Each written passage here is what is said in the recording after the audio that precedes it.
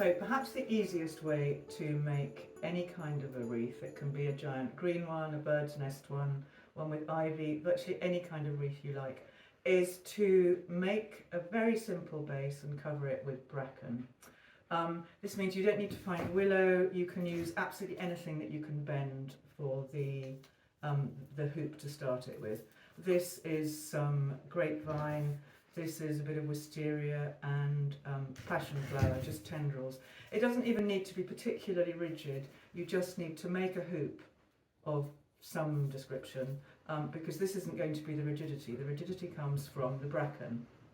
So to make it, you get some bracken, quite some generous handfuls of bracken, and I find it easiest to just lay it round the hoop vaguely.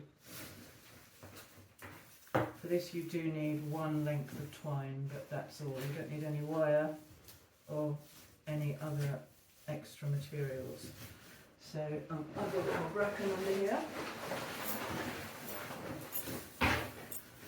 It doesn't really matter what colour the bracken is because it will all go brownish, but it's quite pretty to start off with a mixture of slightly green and slightly golden.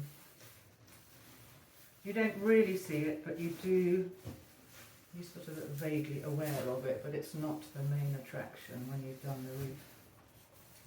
So just lay it all on, as much as you can really, to make, you want to end up with a nice thick, about, I don't know, that's about 8 centimetres, is it? About 8 centimetres thick bracken base, because you use this just to stick all your other decorative materials in, and it forms such a nice wad that you don't need to use any other wire or string if you get a nice.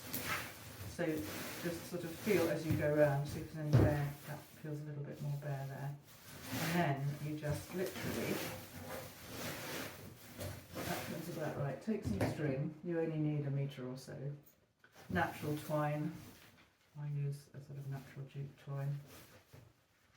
Tie it on. It doesn't matter if you won't see it once the wreath is done, so it doesn't matter what colour it is or anything, as long as it's natural, because you want it to be compostable at the end of the day. When you've finished with your wreath, you just want to be able to throw everything onto the compost heap. So just bind the bracken on, all you have to do.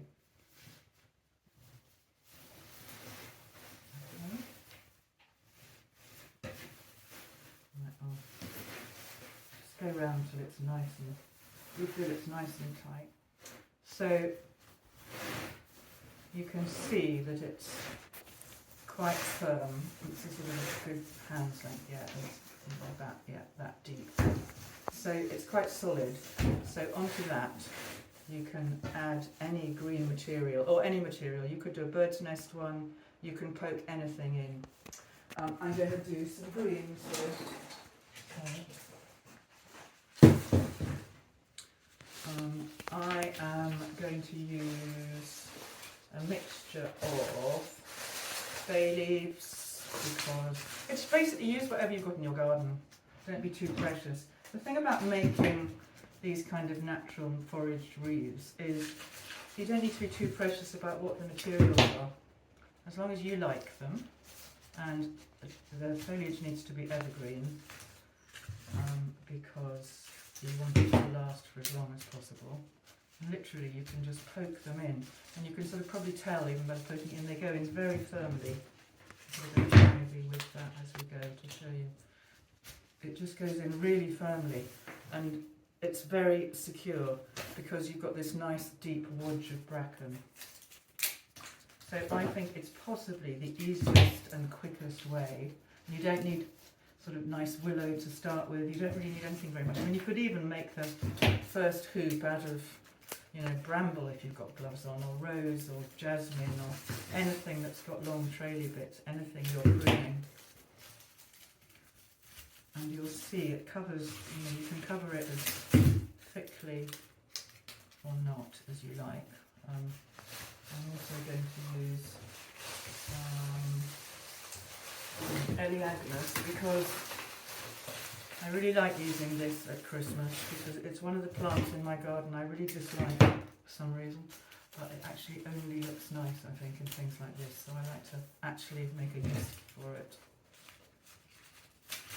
But it doesn't matter, it really doesn't matter what you use. So you just it pokes in really securely.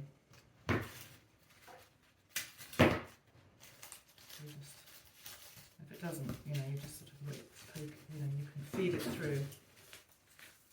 I'll just do a bit more.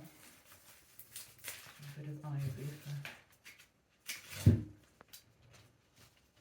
It helps to cut things quite short when you're wreath making. You get a fuller coverage. I mean, longer is fine too, but you get a sort of looser looking wreath. Up to you. Cryptomeria is nice. I thought that went rather nicely with the ivy. Green. You need to make the end a bit pointed on that because it's rather stubby to get it in, but yeah, goes in happily. So just carry on doing this until you're happy, you've got good coverage.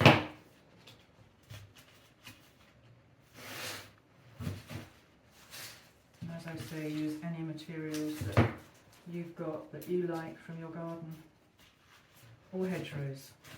And the great thing about using a bracken base is, frankly, nobody's going to mind if you forage some bracken and ivy berries always. Nobody cares if you take them from the hedgerows. So, as I say, just carry on going until you're satisfied. I mean, I think that's quite a nice coverage. And you see the way the bracken, you can see just little fronds of the bracken, so it's actually quite attractive underneath as well. I think a bit more berry on here to lighten it up a bit. But as I say, you can use, you know, any materials. You can make a bird's nest one and make a sort of deluxe bird's nest with using cones and things. Whoops.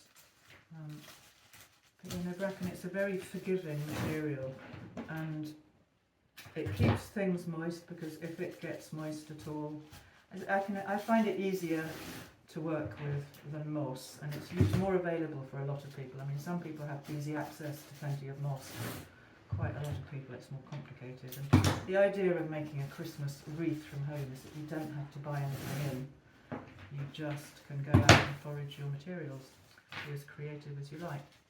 Okay, so I think that would probably do me, and then just add your ribbons as you like, and again, you see it's completely solid. It doesn't come out because bracken just, it does that. It's a very good material.